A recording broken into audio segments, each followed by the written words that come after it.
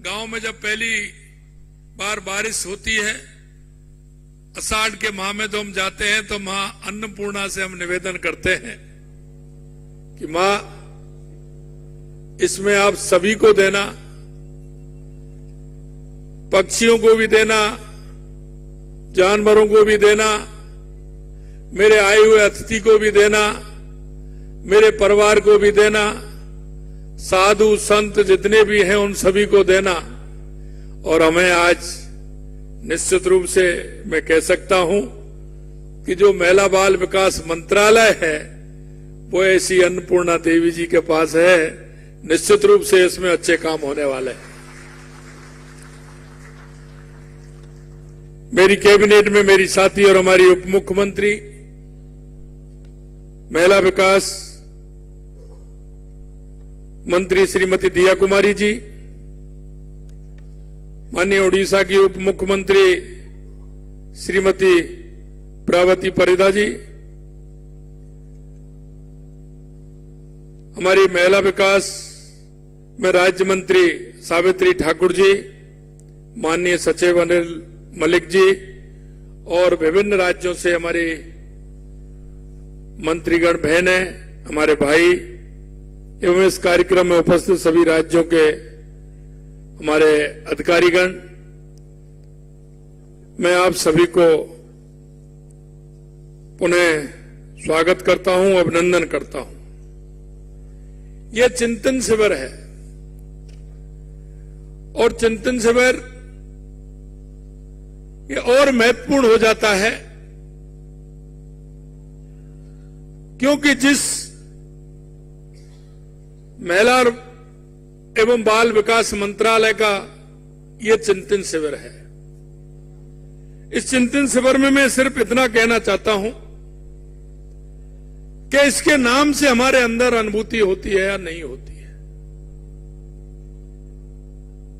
क्योंकि यह एक ऐसा मंत्रालय है। हमारे पूर्व राष्ट्रपति अब्दुल कलाम जी कहते थे कि अगर किसी राष्ट्र को, किसी प्रदेश को आगे बढ़ना है तो महिला को सशक्त करना है, तभी वो राज्य या प्रदेश आगे बढ़ सकता है। और मैं ये भी कह सकता हूं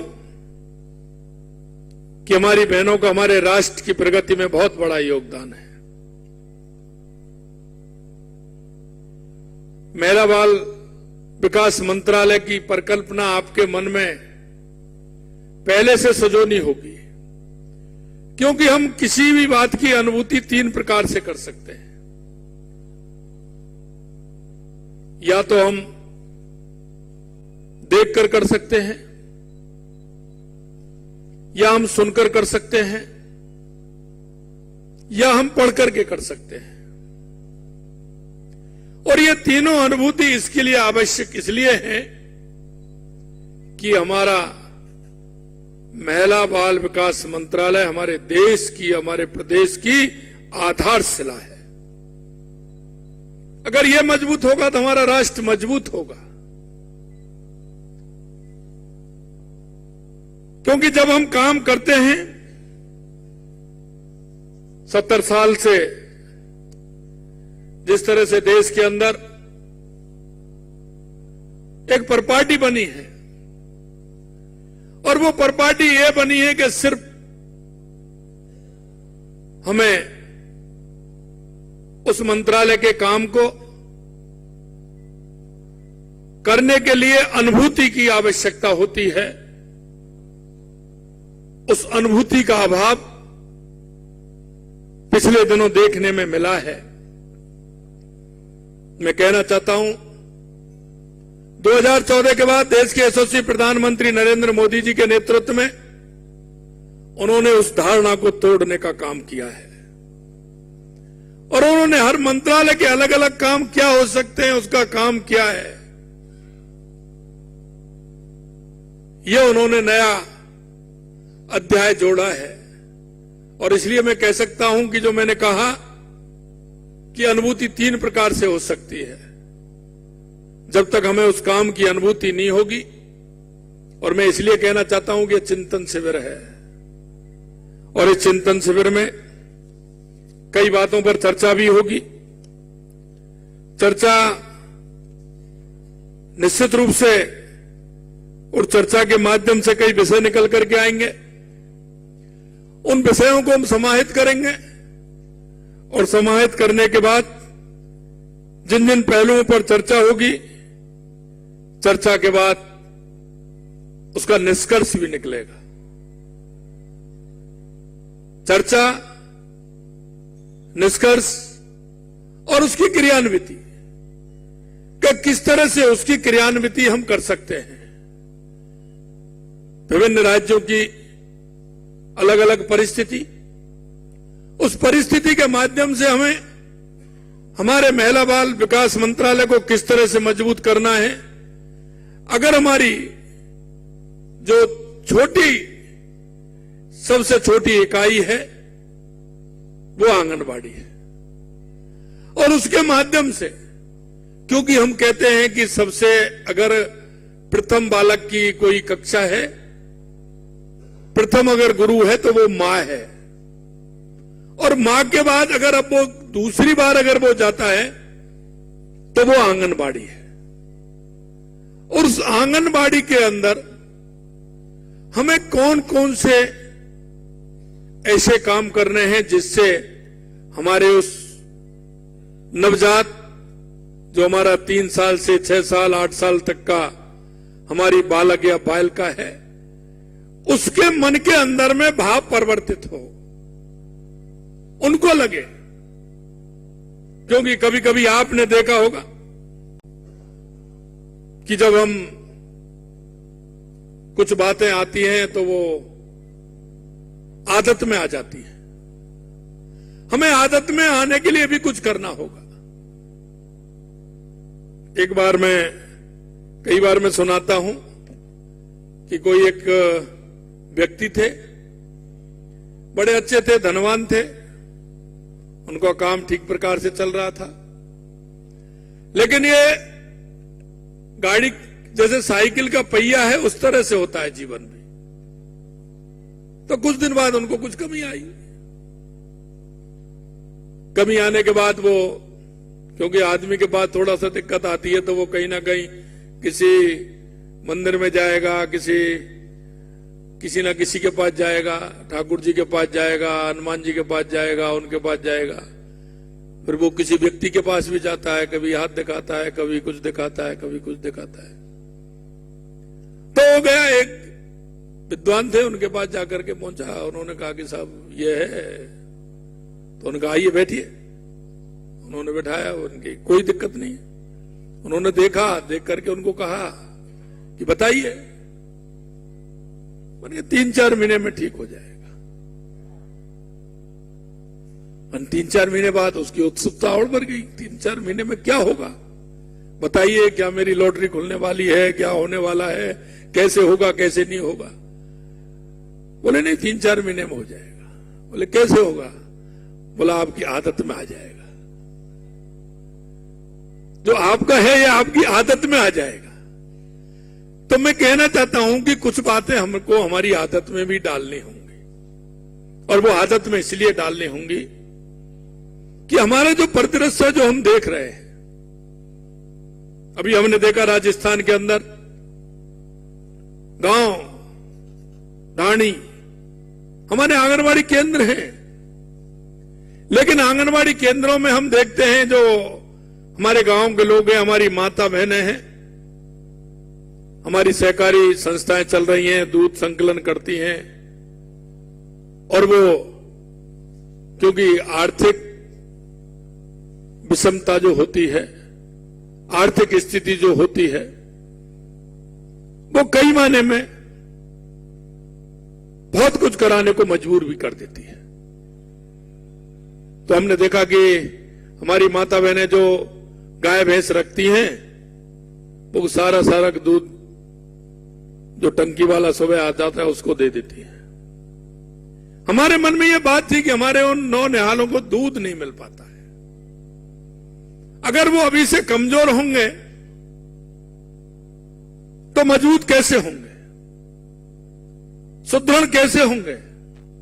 अगर हमारा कोई बालक या बालिका है, अगर उसको ठीक प्रकार से पोषण नहीं मिलेगा तो वो सुदृढ़ नहीं हो सकता है। हमने कहा कि हम सप्ताह में मुख्यमंत्री अमृत योजना के माध्यम से 3 दिन हम उनको दूध आंगनबाड़ी केंद्र पर पिलाएंगे। और हमने ये भी कहा कि उनको देना नहीं, उनको वहां पिलाना है। हमने ये भी कहा है कि हमारे आंगनबाड़ी केंद्र में सीसीटीवी कैमरा भी लगेगा, कि जो हमारी निगरानी भी उसमें रहेगी, कि अपने कहीं किसी कारण के लिए हमारे उन नौनिहालों को कहीं कोई दिक्कत तो नहीं हो रही है। हमने उनका मानदेय, जैसा कि हमारे उप मुख्यमंत्री दिया जी ने बताया, हमने उनका मानदेय भी हमने उनका बढ़ाया है। मैं चिंतन शिविर के माध्यम से 2-3 बातें आपको कहना चाहता हूं कि हमें इस चिंतन शिविर के हर पहलू पर विचार करना चाहिए। और जो मैं कहना चाहता हूं, जो हमारे चाहे अधिकारी हैं, चाहे हमारे मंत्री हैं, हमको उनकी भाव और भावना से जुड़ना पड़ेगा। और हम भाव और भावना से जुड़ करके हम नीचे तक हमारी इस इकाई को, ये बहुत महत्वपूर्ण मंत्रालय है। यह मंत्रालय वो मंत्रालय है जो सेवा के भाव को दर्शाता है। यह मंत्रालय वो मंत्रालय है जो आप अपनी इच्छा शक्ति से अगर मन में यह धारण कर लें कि इस मंत्रालय की नीचे जो योजना है उनको हमें नीचे तक पहुंचाते हुए हमारे उन नौनिहालों को और हमारी माता बहनों को सशक्त बनाना है, तो वो सशक्त बना सकते हैं। लेकिन मैंने जैसा कहा कि इसकी अनुभूति आपको करनी होगी, या तो उन सेंटरों पर जाकर के आपको अनुभूति होगी, या आपको जो महिला बाल विकास मंत्रालय का जो काम है और ये आवश्यकता क्यों पड़ी इस काम की, इसको पढ़कर के होगी। या कई लोग आते हैं, गांव के लोग आते हैं, उनके साथ बैठ करके उसके बारे में जानकारी लेंगे, तो आप उनकी बात सुनेंगे तो सुन करके उनकी अनुभूति होगी। हम सौभाग्यशाली हैं, हम सभी जो इस चिंतन शिविर के अंदर हैं। हमें एक ऐसे तबके का, हमें उन लोगों की सेवा करने का मौका मिला है जो शायद ही हमको मिल पाए। क्योंकि कभी कभी हम देखते हैं, हम ऊपरी सतह को देखते हैं, हम नीचे की तरफ नहीं देख पाते हैं। मेरा आग्रह रहेगा इस चिंतन शिविर के माध्यम से कुछ ऐसे विचार अपन लेकर के जाएं, कुछ ऐसी कार्य योजना हम यहां बैठ करके बनाएं कि जिससे कि हमारे उन केंद्रों को हम ठीक प्रकार से और व्यवस्थित हम उनको कर सके। हम 10 लास्ट के जो हमारा समापन सत्र हो, उसमें हर मंत्रालय, हर कर्मचारी, हर अधिकारी इस बात को लेकर मैं इन 10 बिंदुओं पर जाकर के, मैं 5 बिंदुओं पर जाकर के हमारे क्षेत्र में हमें काम करना है। मैं कह सकता हूं आपका अनुभव हो सकता है, लेकिन जब तक अनुभूति नहीं होगी उसकी, जब तक हम काम नहीं कर पाएंगे। क्योंकि जिसको आवश्यकता है उस आवश्यकता की अनुभूति हम सभी को करनी पड़ेगी। और वो इसलिए करनी पड़ेगी कि हमारे पास जिम्मेदारी है, हमें छोटी छोटी बातों पर ध्यान देना होगा। क्यों कई बार लोग कहते हैं कि ये तो बहुत छोटी बात है। देखिए, मैं हमेशा कहता हूं, ये कहावत है कि मुर्गी के लिए तकुआ का घाव बहुत बड़ा होता है। मुर्गी के लिए तकुआ का घाव बहुत बड़ा होता है। शायद कई नहीं समझ पाए होंगे मेरी इस बात को, कि यानी कि छोटी जो मुर्गी होती है, अगर उसमें एक पिन भी चुभेंगे तो उसके लिए वो बहुत बड़ा घाव होता है। हम उसकी अनुभूति नहीं कर पाते। एक जो गांव में, एक आंगनबाड़ी केंद्र पर, एक जो हमारी मां है, हमारा बालक है, बालिका है, वो जाती है, वो ऐसे नहीं जाती है। एक बार विचार कर ले कि हमारे लोग कितने जाते हैं, आपको अनुभूति हो जाएगी। आपके परिवार में से कौन जाता है, आवश्यकता है, वो किसकी आवश्यकता है और वो क्यों जाता है, इसकी अनुभूति अगर आपके मन में हो जाएगी तो वो परिकल्पना अपने आप आ जाएगी और आप काम करने के लिए आपके मन में एक भाव जागृत हो जाएगा। किसी काम को करने के लिए मन में भाव और भावना आवश्यक है। और उस आवश्यकता के हिसाब से हमें काम करना होगा। देश के यशस्वी प्रधानमंत्री नरेंद्र मोदी जी हर छोटी बात को कहते हैं, इस राष्ट्र को मजबूत बनाना है, इस राष्ट्र की नींव को मजबूत बनाना है। और नींव मजबूत जब बनेगी जब इन सारे विषयों को लेकर के हम उस पर काम करेंगे। और मैं आप सभी को भी मैं धन्यवाद देना चाहता हूं कि आपको इस देश की युवा पीढ़ी को और माता बहनों को मजबूत करने के लिए एक अच्छा प्लेटफॉर्म मिला है, एक अच्छा मंत्रालय आपको मिला है। हम बहुत बड़ा काम कर सकते हैं, आंतरिक अनुभूति भी होगी। इसलिए मैं कहना चाहता हूं कि हमें यह काम करने के लिए और उनके स्वास्थ्य पोषण की देखरेख के साथ साथ उनकी सुरक्षा, शिक्षा, कौशल, संवर्धन, रोजगार, उद्यमता, सामाजिक सम्मान, महिला हितैषी नीतियां का प्रभावी क्रियान्वित करना होगा। जब हम इसका क्रियान्वित करेंगे तो जो हम कहते हैं पंडित दीनदयाल उपाध्याय की अंत्योदय की योजना निश्चित रूप से हम साकार कर पाएंगे। हमारे प्रधानमंत्री जी जिस तरह से पंडित दीनदयाल उपाध्याय, डॉक्टर भीमराव अंबेडकर जी की उन नीतियों पर चल रहे कि अंतिम पायदान पर खड़ा व्यक्ति उसको लाभ मिलना चाहिए, चाहे वो कोई भी हो। और जैसा कि हमारे उप मुख्यमंत्री जी ने चर्चा की, उन्होंने कहा कि देश के यशस्वी प्रधानमंत्री नरेंद्र मोदी जी कहते हैं कि हमारी 4 जातियां हैं। उन्होंने 4 जातियों में विभाजित किया है, एक महिला, एक युवा, एक किसान, एक मजदूर। वास्तविकता अगर हम नजरें घुमा के देखें तो इससे कोई नहीं बचता है। और हम इसके लिए अगर काम करेंगे तो निश्चित रूप से हमारा देश आगे बढ़ेगा और हमारी नीतियां जो इसके लिए हमें प्रभावी रूप से बनाई है वो नीतियां हमारी आगे काम करेंगी। इसके लिए भारत सरकार द्वारा संचालित योजनाओं के साथ साथ राज्य सरकार की भी विभिन्न योजनाएं हैं। आप उन योजनाओं का समय समय पर मूल्यांकन करें, क्योंकि जब तक हम किसी बात का मूल्यांकन नहीं करेंगे, भाई आप देख रहे हो, आप सभी नीचे से पहली क्लास से पढ़ करके आए हो, कहीं ना कहीं कोई ना कोई पेपर तो आपने दिया है, और पेपर दिया है तो उसमें आपका आधार बना है। आज भी आपको ध्यान होगा कि 10वीं में मेरा फर्स्ट डिवीजन आया है, सेकंड डिवीजन आया, थर्ड डिवीजन आया। आज आपकी अनुभूति होती है उस समय मेरी कैसी स्थिति थी, बाद में आके आपने डिक्टेशन ले ली, लेकिन आपकी कैसी स्थिति थी। तो हर काम के लिए मूल्यांकन करना, उस काम को आधार बनाते हुए उसकी मॉनिटरिंग और उसका मूल्यांकन और उसका परिणाम, हम किसी भी काम को करते वक्त, चाहे हम घर में भी कर रहे हैं चाहे बाहर भी कर रहे हैं, हम उसका आधार, हमको कोई ना कोई आधार हमें बनाना होगा। अगर आधार हम बना करके चलेंगे तो हमको भी आंकलन होगा, और नहीं तो वो काम हवा में ही होगा। हमारा आंकलन अगर नहीं होगा तो चल रहा है, जैसा है वैसा चल रहा है। इसलिए मैं कहना चाहता हूं, जितनी भी हमारी योजना है उनका आंकलन हमें करना होगा और आंकलन के आधार पर हमें चलना होगा। और जब आंकलन हमारा ठीक प्रकार से होगा तो निश्चित रूप से हम काम करेंगे।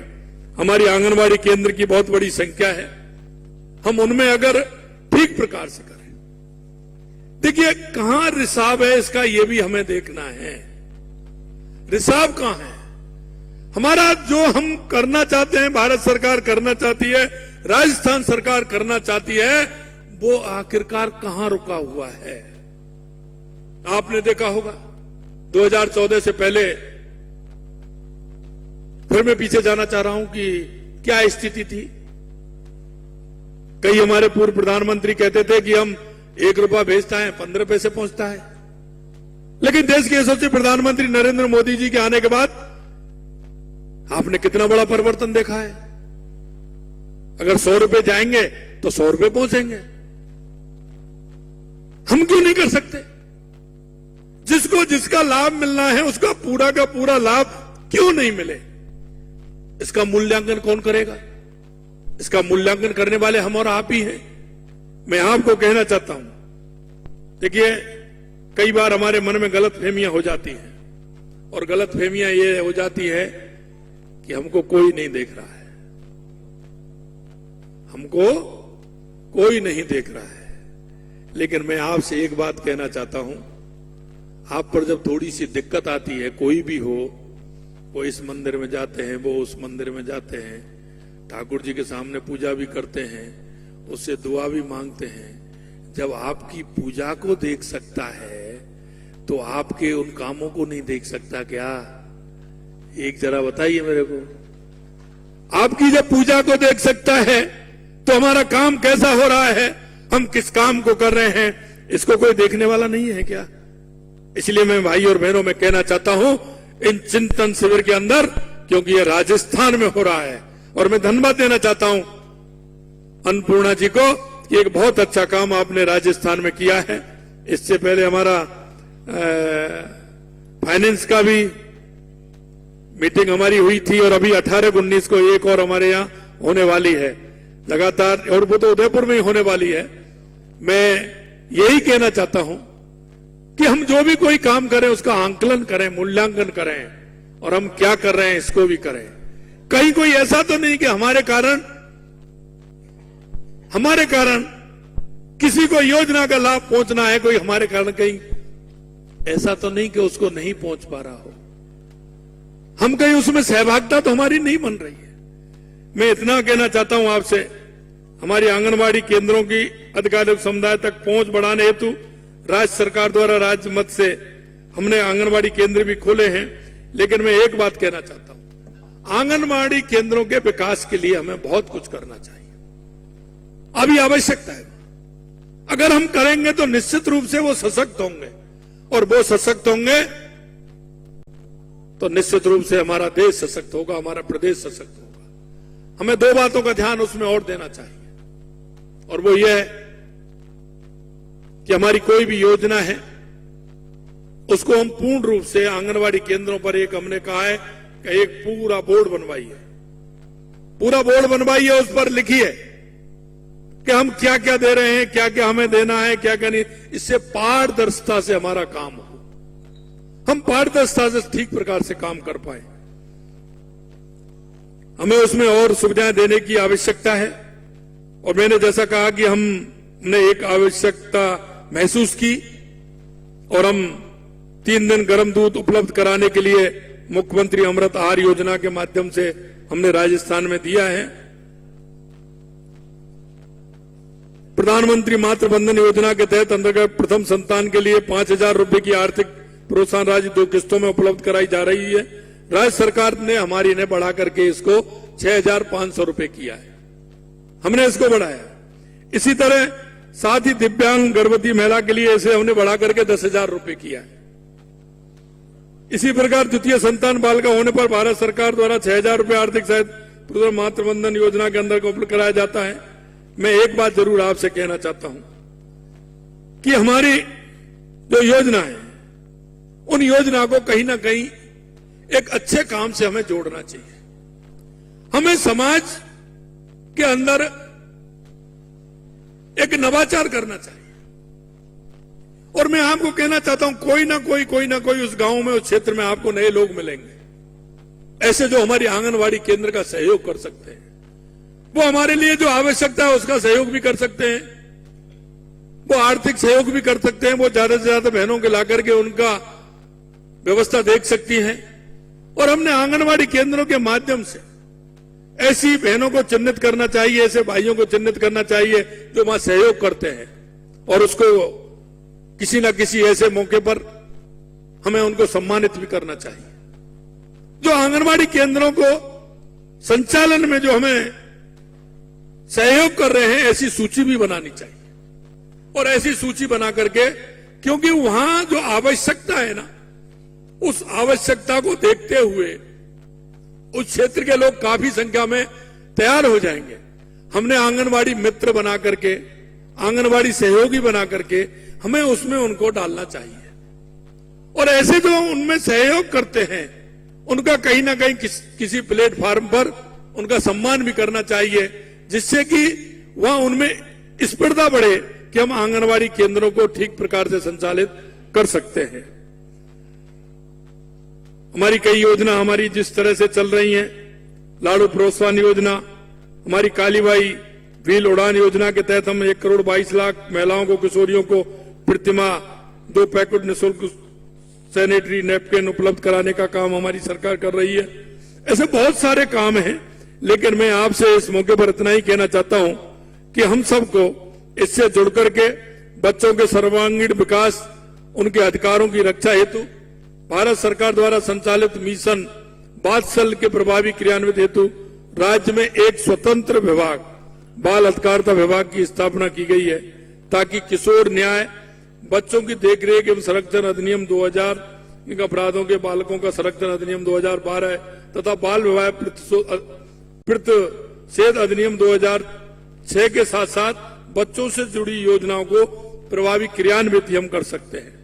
यह महत्वपूर्ण बात है, क्योंकि उसके माध्यम से जो बाल विवाह होते हैं उनको भी रोक सकते हैं। बच्चों के प्रति अगर किसी तरह का उनके अपराध होते हैं तो उनको भी हम रोक सकते हैं। पालनहार योजना के माध्यम से भी हम काम कर रहे हैं। मेरा आप सभी से इतना ही है कि इस चिंतन शिविर का लाभ उन नीचे वाले सभी जो हमारे इस मंत्रालय से जुड़े हुए हैं और जिनको आशा और उपेक्षा है, आशा और अपेक्षा जिनसे है, उन सभी को इसको मिलना चाहिए। मैं इतना ही कहना चाहता हूं कि हमारी दृढ़ इच्छा शक्ति होगी, काम करने का मन होगा, तो निश्चित रूप से हम इस बहुत बड़ा काम इसमें कर सकते हैं। हम बहुत ही सौभाग्यशाली हैं कि एक ऐसा मंत्रालय हमें मिला है जो नीचे तक सेवा करने का मौका हमें दे रहा है, और उनको दे रहा है जिनको हमारी आवश्यकता है। सबसे बड़ी आवश्यकता की होती है, और उनको आवश्यकता है जहां आप काम करना चाहते हैं। आप देखिए कितना प्रभाव उसका पड़ेगा, क्योंकि कई बार मैं एक बात और कहता हूं, कोई भी व्यक्ति आपके पास अगर आता है तो या तो वो अभाव में आता है या वो प्रभाव में आता है।